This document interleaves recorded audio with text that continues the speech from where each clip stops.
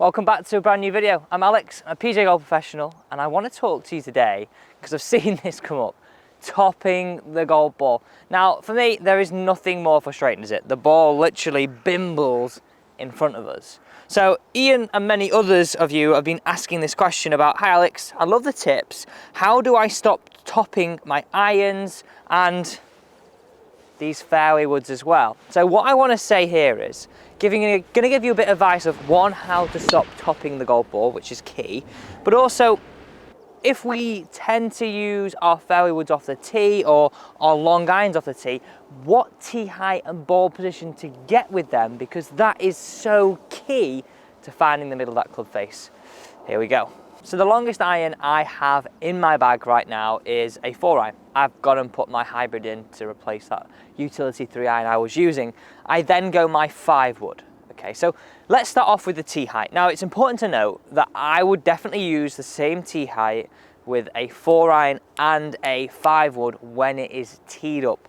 Either if I'm using it for safety on a par 4 that's a relatively short one, or like this 7th hole here where it's a long par 3 where I'm going to be using my 4-iron to try and hit the green. Okay, so let's tee this one up. I always use like a full tee peg, but you might want to use like a smaller sort of castle tee. Placing it in the ground, how I gauge this is, as I'm placing it, I should just be able to get a fingertip underneath the golf ball. This is what I like. So essentially, think about it this way. If you've toughed it up on a perfect fairway lie, where would that be and how would that sit? Exactly like that. Okay, ball position. Where do we have them? So let's start off with 4-iron. Now, this is vitally important. Let me just explain why. So if and I put my 4-iron ball position all the way inside my left heel, okay? So like where you would have a driver. You can imagine, because this golf swing is in a little bit of an arc, the later it is in my arc, the higher my golf club's going to be relative to the ground. Like, look there, I'm not changing my arm. There is a low point, and then a bit where the ball starts to be a lot lower than the club head. Now, that point happens too early, or your ball position tends to be too far forward, I see with these people that top the golf ball. That can be one of the main causes. So essentially, with a 4-iron, I like to have it just a club head and a half inside my left heel. So if I naturally swing my arm now, it should bottom out around where that club and ball are together without having to change. So nice and simply, ball position for me around a 4-iron, if you have a 4 hybrid, a club head and a half inside that left heel. Okay, a simple adjustment you can now make with your 5 wood. Ball position, again, remember, it's the same tee height.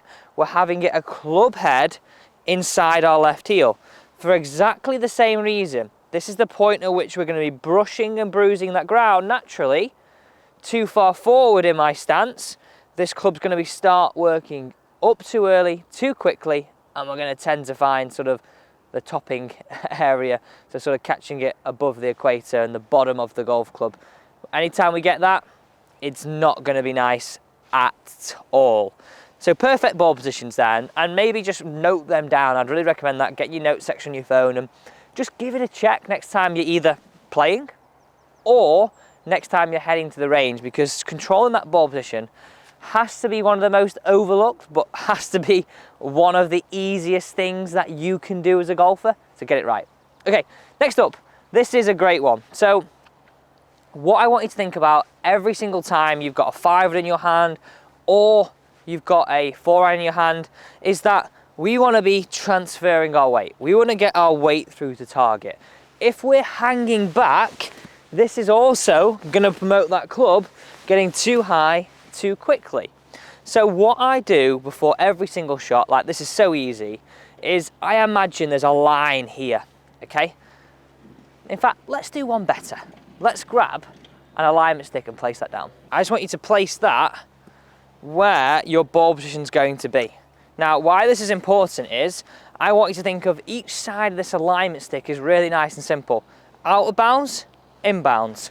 We want to be bruising that and learning to control the bottom of our arc happening on the inbound side. Now, remember what I said. With the appropriate ball position, now bottoming out on this side, this is going to allow me to bruise this part of the ground. If I start contacting here, my club's going to be going up too early, and then therefore I'm going to start topping the golf ball. So you can see how having the correct ball position, having the ball teed up correctly when you've got it on the tee pegs, for example, maybe on the par 4 and on the par 3, you can start to train a perfect strike. So go on, give this a go, check your ball position, start smashing them, and never see that top again. I promise you. Like, it's that easy. It literally is that easy. Let's get that lined up better. I've kicked it. I do that all the time. Okay, here we go. Club head inside my left heel. Practice it, train that bottom of the arc. Happening target side. Hit it away. Did you hear that noise? Fairway found. That is how we're going to find the middle way more often with your long irons and with these hybrids.